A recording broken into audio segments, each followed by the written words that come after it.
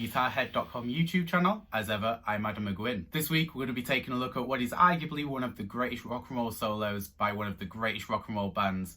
So strap yourselves in, folks. We're going to be taking a road trip to the underworld.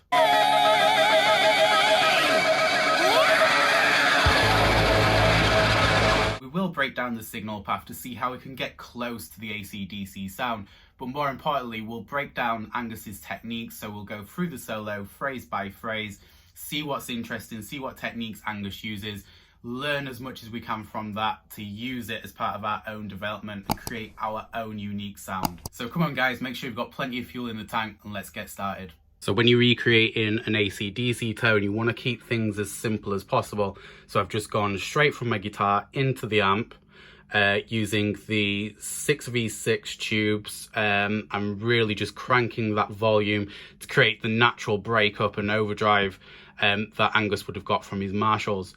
On the solo, I did use the tube screamer, Ibanez tube screamer, as a means of boosting the signal. But other than that, minimalism is the name of the game today. So that signal goes straight into the greenback speaker, which is just mic'd up, keeping things really simple and trying to create some natural overdrive from your amplifier. Right then, let's get stuck into the solo, and as always, we'll break it down phrase by phrase and take a look at any cool techniques along the way. First things first, stick it into the bridge pickup. This way we can cut through the mix a little bit better in the solo itself. So here's phrase 1 slowed down.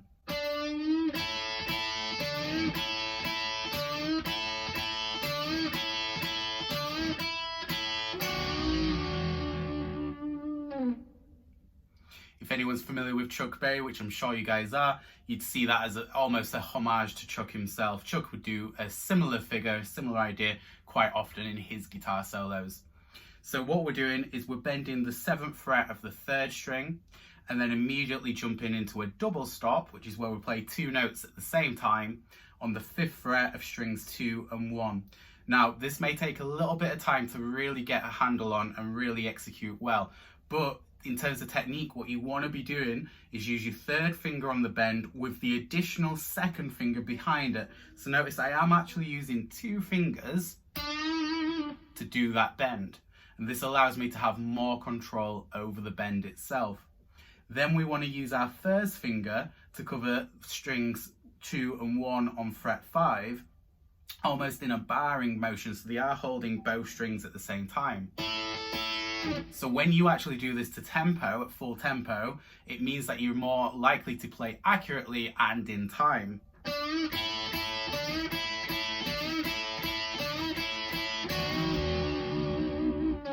So you play that figure 5 times in total and then finish it off with a further double stop on the 7th fret of strings 3 and 2. So I'm using my 3rd finger on the 3rd string and my pinky underneath on the 2nd string.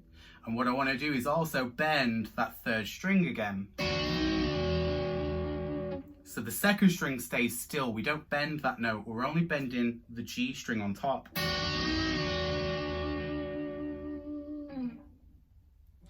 Moving into phrase 2, slow down. So I'm playing string 3, fret 5, moving up to string 4, fret 7, directly down to fret 7 of string 3, and back to fret 5 of string 3. Adding a slight quarter bend on that note, and then resolving on the 7th fret of the 4th string. Now and again, depending on what performance I watch, Angus actually may double stop that 5th fret, which admittedly adds a lot of growl and a lot of texture to the phrase. So I would be more inclined to double stop that note, so play 5 of the 3rd string and 5 of the 2nd string at the same time. Just another thing to point out here as well, which is a really cool thing to do in your solos to create extra tension and dynamics. Your picking hand, palm mute. So we're laying our hand karate chop as close as you can to the bridge, and that way you create a muted, sort of dull and thud sound. Whereas if it wasn't there, just notice how all of them notes ring out and resonate. What we're actually wanting to do is the opposite of that, and it creates more of a percussive sort of tonality to the note.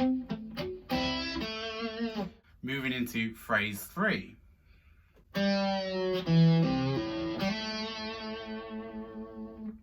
We're on string 4 and we're going to play fret 4 and we're going to pre-bend. Now notice how I am pulling that note down to the floor, not up to the roof, to the sky, just as a precautionary measure more than anything, because if you do tend to bend the bass strings up, it's more likely that you're going to run out of room. And we don't necessarily want that sound. So we're bending that note and we're pre-bending it, so it's going to come back up to the resolution sound of F sharp.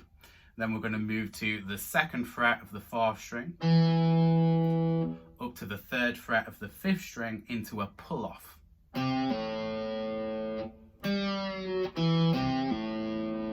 And then I'm going to hammer on the 3rd string of the 2nd fret.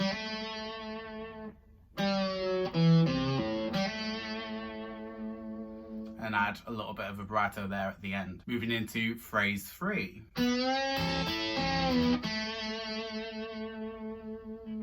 So if you slow that down, it almost sounds like a hillbilly, almost country-esque lick, which it kind of is. But when you speed it up, play it with a little bit of distortion, it almost becomes a new thing entirely. We're on the 4th fret of the 3rd string. We're going to bend that note, keep it bent, so don't let it resolve, then use your pinky to play frets 5 of string 1 and 2. So notice I'm using that pinky again to cover 2 notes at the same time. So we're going to bend that note, then we're going to use our picking hand to drop down to the 1st string, then the 2nd string. Once you've done that, we're then going to resolve the bend. So the bend note can then resolve back down to where it started, which is a B note. And then we're going to resolve that on the 2nd fret of the 3rd string. Moving into phrase 5, slow down.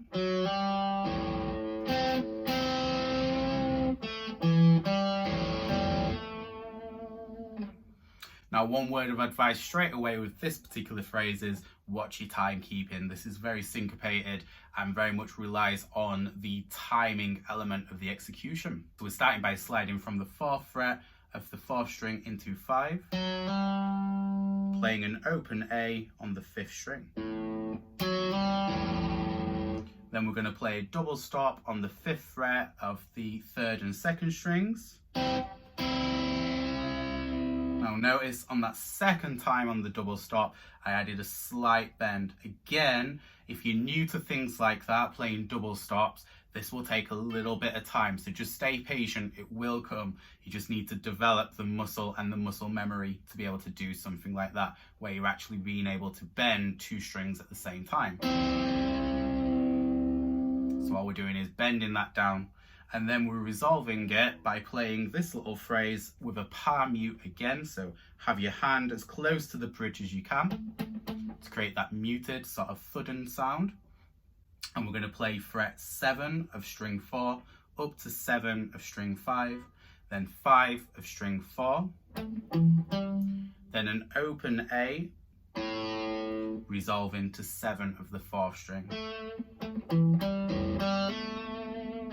Again, watch your timekeeping there. It very much makes more sense. That phrase makes more sense when you play it to a backing track or a metronome.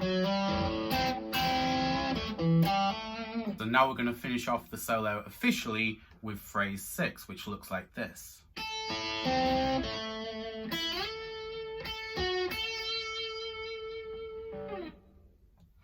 So we're up on the 5th fret and we're going to use a little arpeggio motif here by playing 5 of 1, 2 and 3 with a slight bend on the last note there, leaning into the 7th fret of the 4th string. And then he officially kind of ends the solo but kind of links into these outro lines that he uses in between the vocal melody, which is really cool at the end, by playing the 5th fret of the 2nd string and sliding up to the 10th fret of the same string. As always, I really hope you got something out of today's video. For me personally, Angus is a great ear for phrasing, and that's why you can play 2 or 3 notes of an AC/DC riff, lick, or solo, and instantly people will be able to tell you what that song is, and that's the true hallmark of a great guitar player. So with that in mind, if there's a solo, riff, or lick idea that you'd like me to explore in these videos, please put it in the comment section below.